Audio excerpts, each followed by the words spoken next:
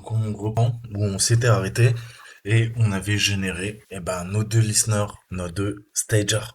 Ok? Le stager, on va se prendre un multipost en PowerShell pour attaquer le 150. Ok? Notre machine Windows, la deuxième, et la compromettre. Et il nous faut notre serveur de rebond, notre HTTP HOP. On a créé le listener. Et là, on va mettre en place, comme vous le savez, on a vu qu'on a notre serveur de développement PHP qui est idéal pour verser les fichiers qu'il nous faut, tout simplement pour mettre en place le rebond et qu'il soit opérationnel. Donc, qu'est-ce qu'on va faire? Là, je suis sur le serveur de prod. Ok. J'ai créé dans TMP un MKDir. J'ai créé une arborescence qui s'appelle Hop Saltimbanque. Ensuite, qu'est-ce qu'on fait? On va venir copier nos fichiers. Ok? Il nous faut les trois fichiers PHP qu'on a vus qui ont été générés par Starkiller et par Empire. Ok?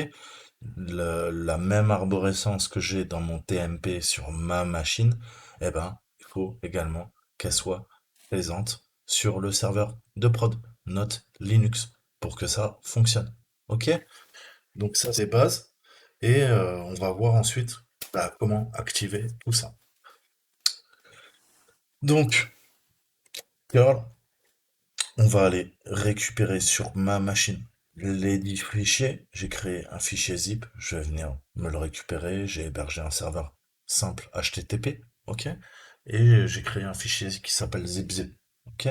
Et je vais venir le décompresser dans l'arborescence. Ça, c'est des choses qu'on a déjà vues, mais je vous le refais. Et je suis en train de commenter ma vidéo, c'est pas en temps réel, puisque tout ce que j'ai enregistré, le micro était coupé. Pas de chance pour moi. Donc on recommence. Qu'est-ce qu'on a? On a ce fameux admin login news PHP. Ok. Donc vérifiez bien que dans admin, vous avez le fichier get.php et dans login, vous avez le fichier process.php.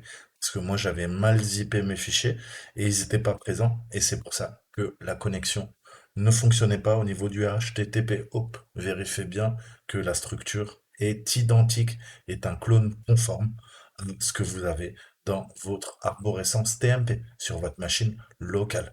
Maintenant, on va faire un PHP-grand S sur le localhost et on va lui demander d'héberger. J'ai ouvert le port 17000. Je lui demande de faire tourner le serveur de développement PHP sur le 17000. C'est aussi simple que ça. Donc avant, il faudra faire la commande, bien sûr, firewall-cmd-zone égale public-add port collé égale 17000 TCP. Choisissez le port que vous voulez au-delà des 15000. Donc j'ai ouvert le port 17000 en TCP sur la machine. J'ai mon port 4444 qui est ouvert sur la mienne. Et en théorie, ça devrait fonctionner. Maintenant, la connexion devrait pouvoir être établie. Qu'est-ce qu'il faut qu'on fasse maintenant? Il faut qu'on pousse le payload. Ok? Vous vous rappelez que via la RCE, on a un web shell qui est sur le serveur dans l'arborescence web. Dans cette arborescence, il y a mon exploit-saltimbanque.php, qui est le PHP, qui est le web shell que j'ai téléversé lorsqu'on a attaqué pendant la phase initiale via la RCE, via notre script Python, qui nous a permis d'ouvrir une porte dérobée, de récupérer un reverse shell pour voler la clé en SSH. On va utiliser cette technique. Je vais lancer burp, je vais récupérer l'URL avec mon script PHP et on va rejouer l'attaque. Ok? Donc la méthode initiale, c'est une méthode en get. Nous, on va modifier tout ça pour que ça fonctionne en fait. Donc il y a quelques modifications à faire. Je sais plus si vous vous rappelez, mais on avait modifié dans Burp, je vous avais montré ça, et on avait choisi une méthode post pour appeler l'application. Et l'application, on avait rajouté une ligne qui s'appelle content type, deux points, application slash x www-form-earl encoded. Ok? Ça permet de dire au serveur d'accepter les paramètres post. Parce que au début, c'est configuré en get. Donc ça, c'est le premier truc qu'on fait. On modifie notre méthode Là, je suis en train de configurer mon burp. Je coupe l'interception, je n'en ai pas besoin. Je vais juste me balader sur notre serveur. Donc, vous savez qu'on lui a donné un nom de domaine, il s'appelle guideserver.htm, où c'est le 10.299.150. C'est notre machine Windows. OK? Et là, dans Web, comme je vous disais, on a quoi? On a mon exploit-saltimbanque.php. Je vais l'appeler. Là, ça génère une erreur. Mais c'est pas grave. Il nous dit juste que la commande, en fait, eh ben, la variable A, elle est vide. Oui, en effet, elle est vide. OK? Mais on va la récupérer, on va la modifier. Et là, maintenant, la variable A, on va mettre quoi? On va mettre notre payload. Vous vous rappelez? On a fait un test. Là, je vous remontre. Qu'est-ce que je fais? On est en get, on la passe en post. OK? C'est ce qu'on fait là. Première ligne. Je vais quand même la mettre dans le repeater. Ça sera plus simple. On va travailler à partir du repeater. Je vais dans le repeater. Voilà. Et là, je remodifie la requête vers le serveur. OK? Le get, on le modifie en post. On voit que ça tape sur web exploit saltimbanque.php. Le close, le sec, le DNT, tout ça, on s'en fout. Je rajoute content type. Ça, c'est vraiment important. Comme je vous disais, c'est ce qui va permettre de dire au serveur d'accepter les paramètres post. OK? Et on va rajouter notre variable A qui était codée en dur. Et A, vous vous rappelez, A est égal à commande. La commande, après, on avait testé avec Whamai, on peut mettre ce qu'on veut. Et là, en l'occurrence, on va mettre notre payload. Mais on va faire d'abord un essai, s'assurer que tout fonctionne bien. Et je vais retaper deux lignes, donc content type.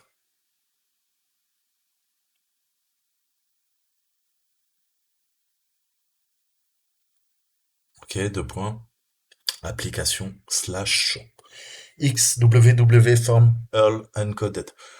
Codé dans l'URL. Et après, vous allez voir que, en effet, le payload, il va falloir qu'on le reformate en Earl encoded. En fait, pour faire ça, je vais vous montrer, c'est CTRL U, comme URL. Vous allez voir. Donc là, on fait un test avec Who am I? OK? Qui suis-je? J'envoie, le serveur me répond quoi? NT Authority System. Nickel. HTTP 200, OK. OK, réponse valide du serveur Apache. Maintenant, qu'est-ce qu'on fait? Bah, on va modifier ça. OK? Et le A ou am le ou am on va le remplacer tout simplement par notre payload. OK? Notre charge utile. Et c'est quoi? Bah, c'est le stager. Et le stager, bah, on l'a généré, hein, tout simplement, dans Starkiller. Là, c'est le HTTP HOP, Star OK. Et c'est mon multi-launcher en PowerShell, puisque c'est une machine Windows. OK? Donc là, je fais quoi? J'efface le ou am et je copie mon payload, ma charge utile. Sauf que là, elle n'est pas encodée. Et on a vu que ça, elle doit être en Earl encoded. Donc je prends tout et après je fais CTRL U. C'est automatique.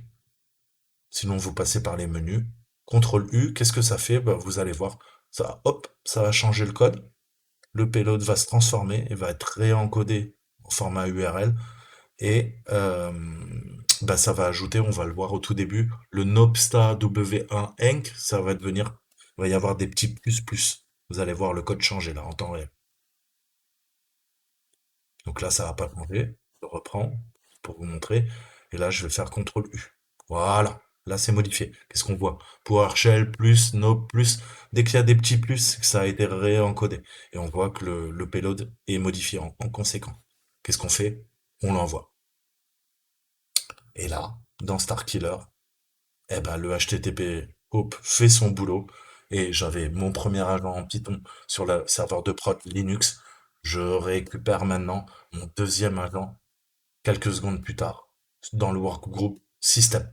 OK? Donc je me connecte à l'agent, le serveur de command and control donne les instructions à l'agent de se connecter à la maison. La maison, c'est quoi? C'est mon PC. C'est tout en haut. Vous voyez Internet, le PC du haut, ça c'est le Toto le hacker. Toto le hacker, c'est moi. OK?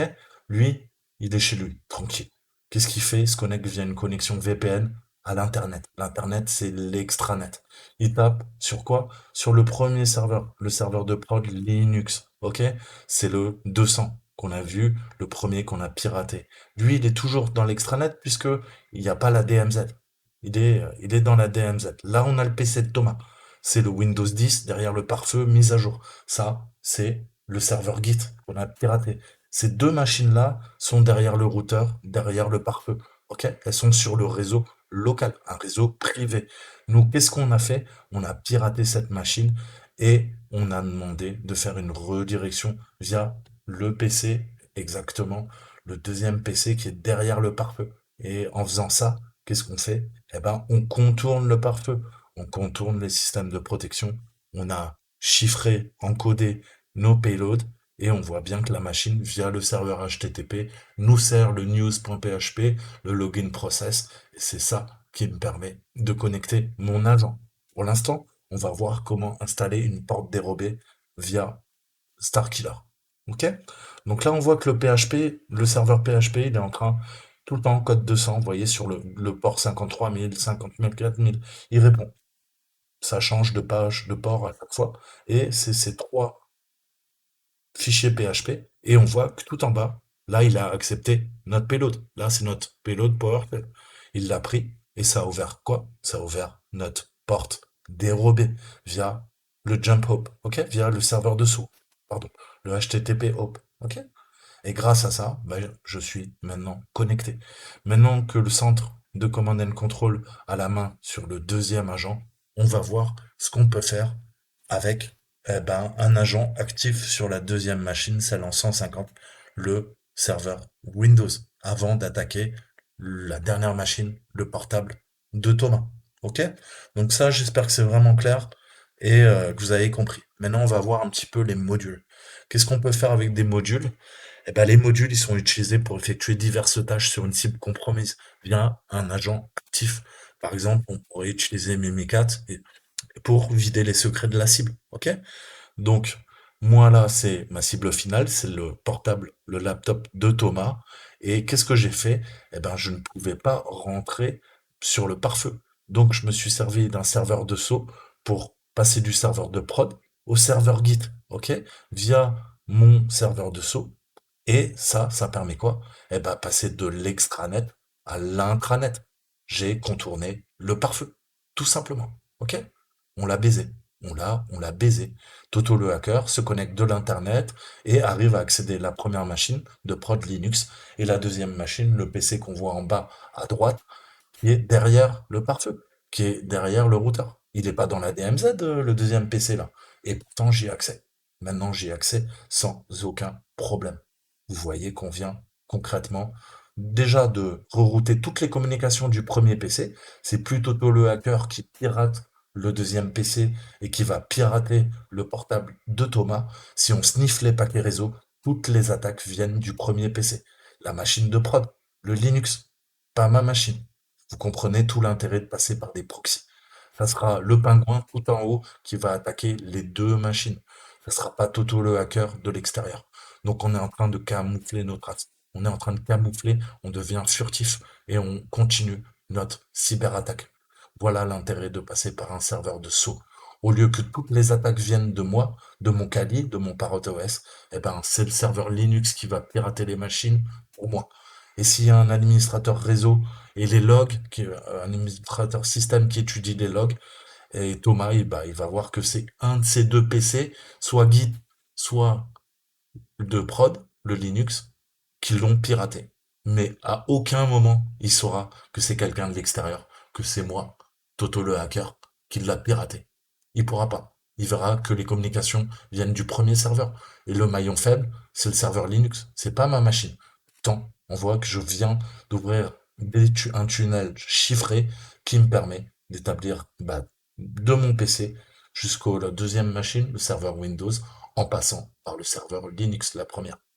Et ça, c'est chiffré, les données sont encapsulées, même si l'administrateur réseau sniff mes paquets réseau, ils sont chiffrés, il pourra rien lire. Parce qu'il n'y a aucune donnée qui est transmise en clair.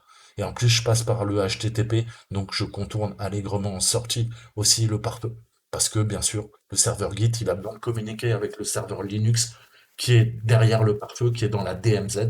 Donc, il y a forcément des protocoles ouverts, il y a forcément du DNS, il y a forcément du HTTP, du HTTPS. Donc là, on vient de mettre en place une cyberattaque furtive et contourner un pare-feu. Ok? Donc ça, faut que ça soit clair aussi. Donc, On va pouvoir utiliser toute une série de modules pour rebondir. Donc c'est vraiment ce qu'on a fait là. On a fait des pivots. Vous voyez bien, ça s'appelle du pivotement latéral. Ok? On prend le contrôle, on fait nos escalades de privilèges à chaque fois sur la machine, et une fois qu'on a les pleins pouvoirs, qu'on est route, eh ben, on continue le pivotement latéral. Et on contourne les pare-feux, on contourne les systèmes de protection. Un par un, on va rentrer dans le bastion. On va rentrer dans le donjon du château fort, en partant de l'extérieur, de mon PC. Et maintenant, en plus, je suis totalement furtif, comme je vous disais, puisque eh ben, ces deux PC communiquent entre eux et le laptop de Thomas va voir que l'attaque vient de son réseau privé et non pas de l'extérieur, je répète. Ok? Donc ça, c'était pour la théorie. Au niveau de la topographie, je vous ai fait un beau dessin. J'espère que vous avez bien kiffé. C'était vraiment très technique. Euh, et puis en plus, je dessine super bien. Je fais des petits diagrammes et tout. C'est magnifique. Je suis vraiment quelqu'un qui a la classe. Alors, plus sérieusement, donc on va voir les vecteurs potentiels d'escalade de privilèges sur la cible. On va lancer un module de post-exploitation de Privesc qui va vérifier pour nous des CVE. On voit que là, sans problème, je réveille l'agent dormant et le zombie, appelez-le comme vous voulez, le bot me donne accès au système de fichiers du serveur Windows. J'ai accès complètement. Là, je vais me balader, je lui dis, vas-y, scanne, s'il te plaît, l'arborescence utilisateur. Il y a quoi dedans? On voit qu'on a plein de profils.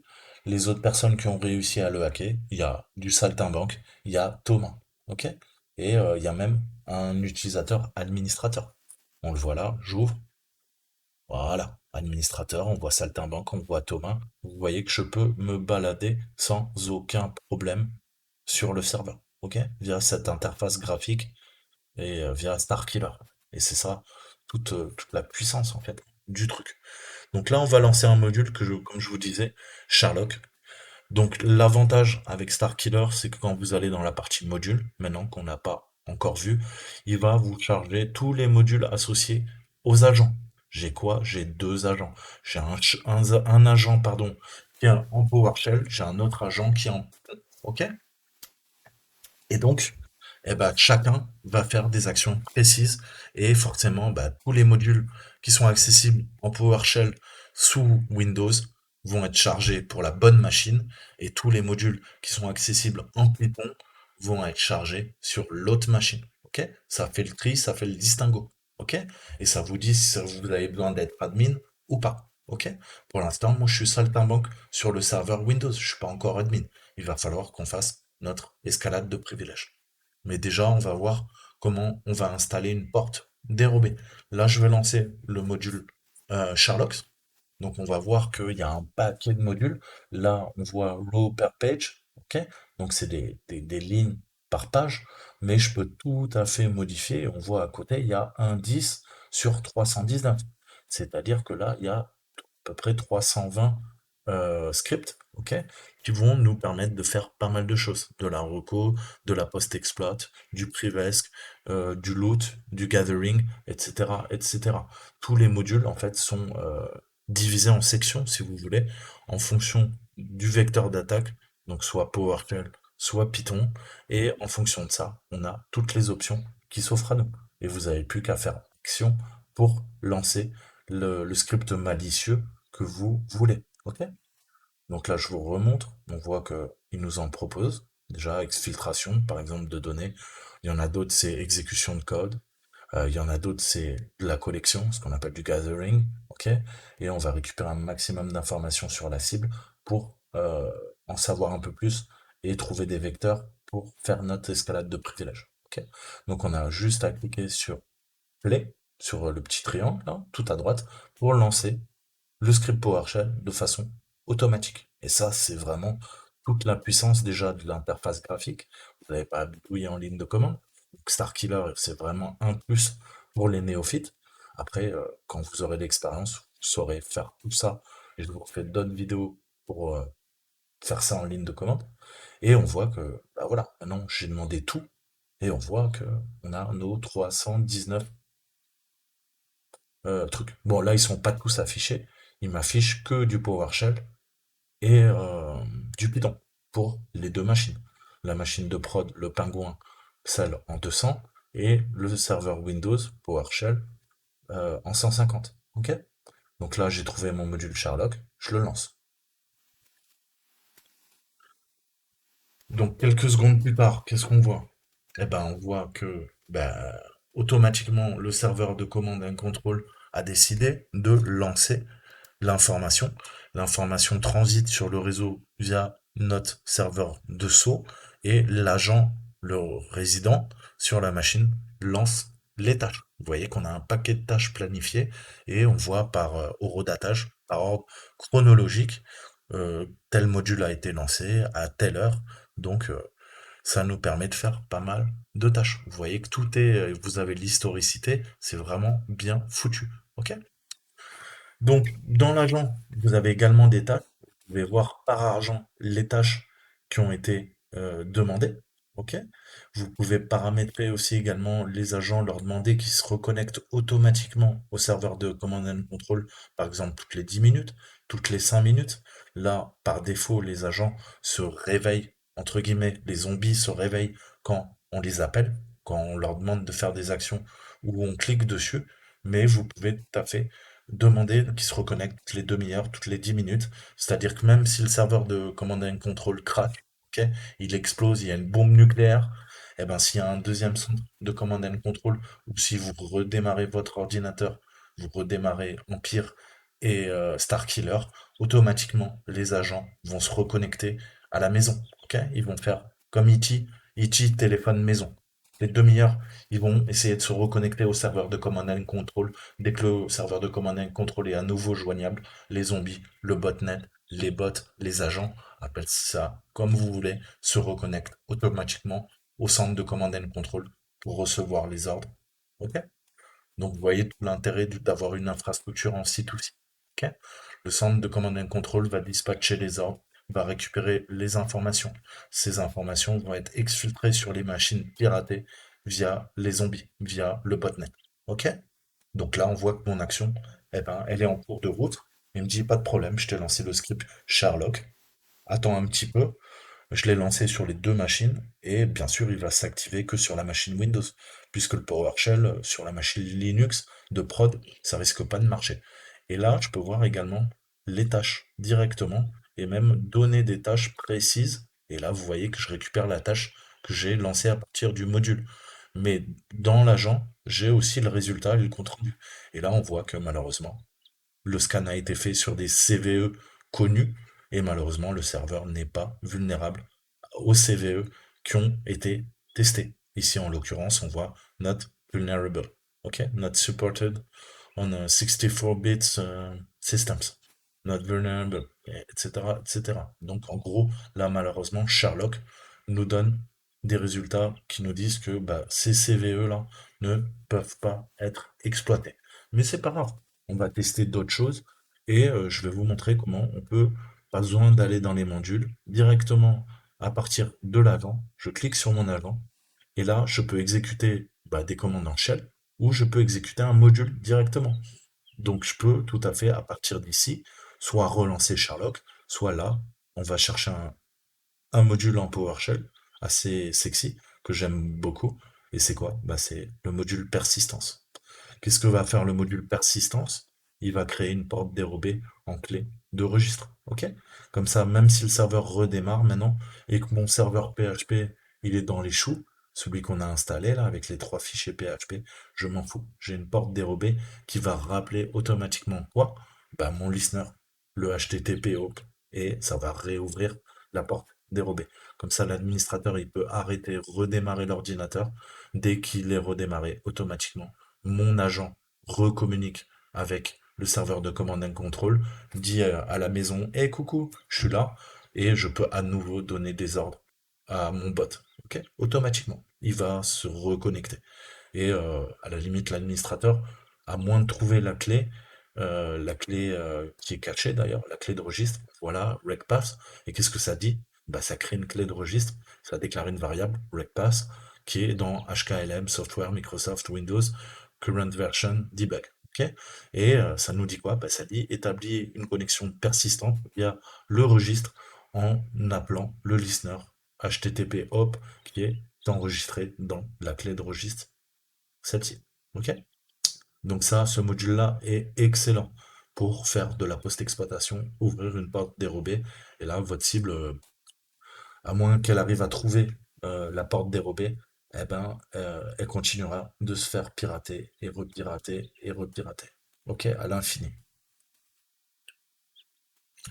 Jusqu'à que l'agent soit détruit ou jusqu'à que la porte dérobée soit découverte. Ok? Donc on voit que là, c'est automatisé, je peux gérer le temps, je peux lui demander lost time, par exemple, toutes les 60 minutes, elle va se reconnecter. Ou working hours, je peux lui dire, bah écoute, tu vas rester actif sur ma cible juste 1 heure par jour pour être le plus furtif au niveau des communications réseau. Ou tu vas communiquer avec le serveur de command and control le dimanche soir à 2 heures du matin, entre 2 heures et 2h01. Ok? Et après tu coupes toutes les communications. Et si jamais je t'ai donné des ordres, récupérer des fichiers, exfiltrer des informations, des données, eh ben, tu le fais en 1 minute, tu m'uploads tout, et après tu coupes à nouveau les communications. Et c'est comme ça qu'on peut faire des APT, des menaces persistantes avancées. Ok? Advanced Persistent Threat. Et ça, c'est le pire. C'est le pire des cyberattaques. Toutes ces attaques se font via des centres de command and control. Ok? Donc c'est comme ça qu'on fait dans l'armée, c'est comme ça qu'on fait dans les services de renseignement. Alors nous, on utilise des solutions open source. Vous savez très bien que eux ont des logiciels encore plus sophistiqués pour aller encore plus vite. On fait un petit coucou à la NSA, à la DGSE, à la DCRI, DGSI, là, il y en a tellement, on s'y perd, mais vous voyez où je veux en venir. Donc voilà le principe des modules, c'est vraiment très très très puissant. Ok? Ça permet de faire un paquet de choses et de faire du reporting, de récupérer, de looter un maximum d'informations sur le serveur.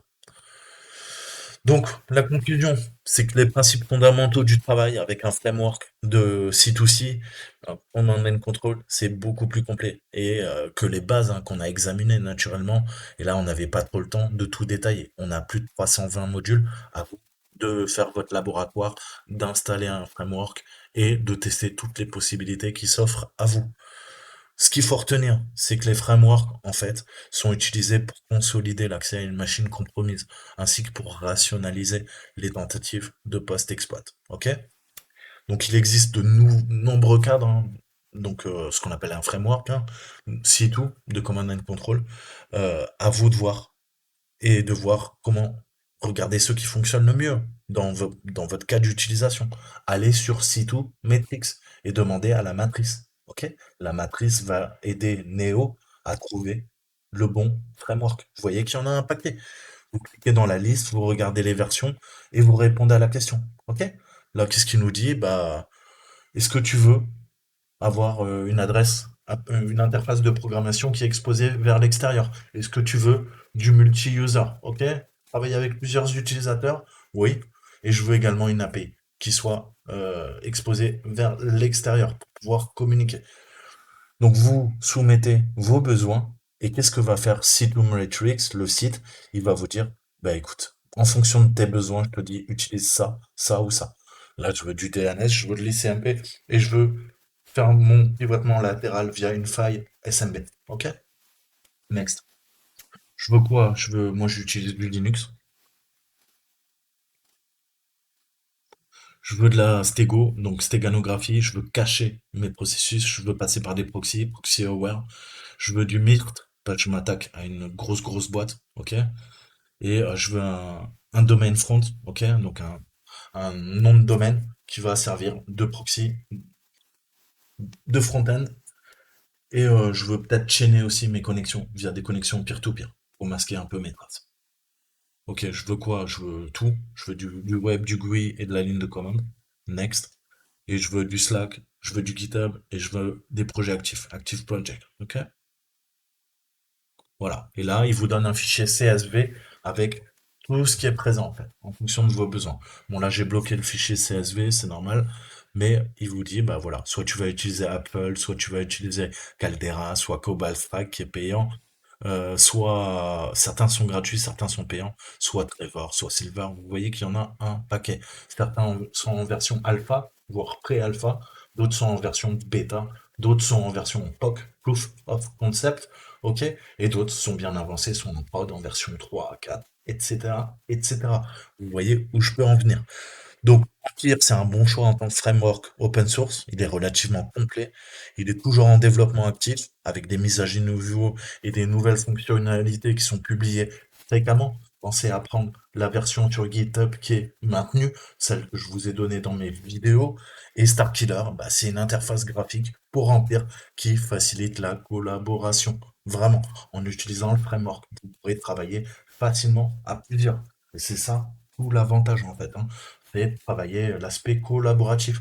À chaque fois que vous vous connaîtrez, eh ben, on saura exactement qui fait quoi sur telle machine. Bah, il y a Bobby qui s'est connecté, qui a lancé le payload de post-exploitation via le stager en PowerShell. Et après, il y a Johnny qui a lancé une attaque sur le premier serveur Linux pour essayer de faire son escalade de privilèges. Bref, tout ça, tout ça, tout ça, c'est en temps réel et vous avez une sorte de communication, une messagerie directement intégrée à Empire, directement intégrée à l'interface graphique, à la QI Star Killer. Ok?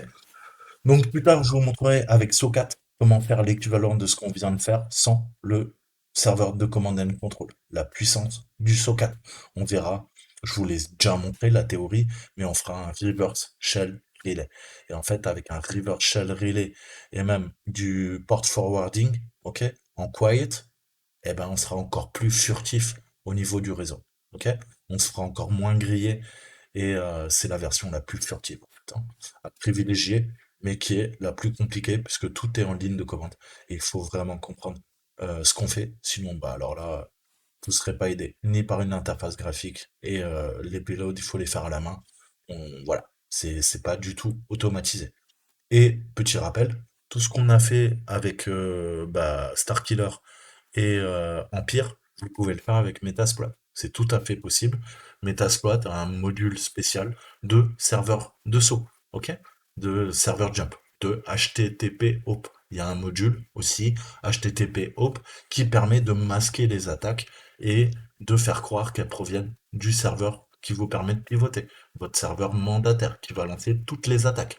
Nous, c'est pas, je vous ai dit, le PC de Toto le hacker, le Kali ou le Parrot OS qui vient attaquer les autres machines sur le réseau derrière le pare-feu. C'est une des machines, la machine là en l'occurrence qui est dans la DMZ, le Linux qui va venir attaquer les deux autres machines Windows. Et la dernière, celle qui nous reste à faire, eh ben, c'est la machine de Thomas. On verra ça plus tard. Là, pour l'instant, on va escalader nos privilèges sur le serveur qu'on vient de compromettre, ok, via notre serveur de saut, et on va voir toute la partie post-exploitation, parce que là, je suis connecté sur le Windows Server en tant que saltimbanque. Il va falloir qu'on passe route, et on verra ça dans la prochaine vidéo, tout simplement. Voilà, j'espère que ça vous a plu. Je vais terminer là. Je sais pas s'il reste, il reste quoi? Oui, il reste encore quelques minutes. Mais voilà. Donc il y a toujours plusieurs façons de faire. On verra comment faire avec Socat. Metasploit, honnêtement, je vous montrerai le module, mais ce serait pas une vidéo, parce que c'est un peu la même chose, hein. L'interface est sensiblement pareille. Euh, et de toute façon, on aurait fait strictement la même chose. Le module Metasploit va vous créer les trois fichiers PHP, comme bah, Empire nous a créé les trois fichiers PHP qui nous ont permis le jump, ok? Le HTTP underscore home. Donc voilà, voilà comment faire des sauts, voilà comment contourner les pare-feux, voilà comment berner, tromper, ruser, manipuler, intoxiquer l'adversaire pour qui croit que eh ben, c'est pas Toto le hacker de l'extérieur qui est en train de couler une par une ses machines, mais que c'est une de ces machines sur son réseau qui est en train d'attaquer les autres. Et là, je peux vous assurer que l'adversaire se gratte la tête et comprend pas trop ce qui se passe. Et c'est exactement ce que je vous dis à très bientôt, kiffez bien, ciao ciao.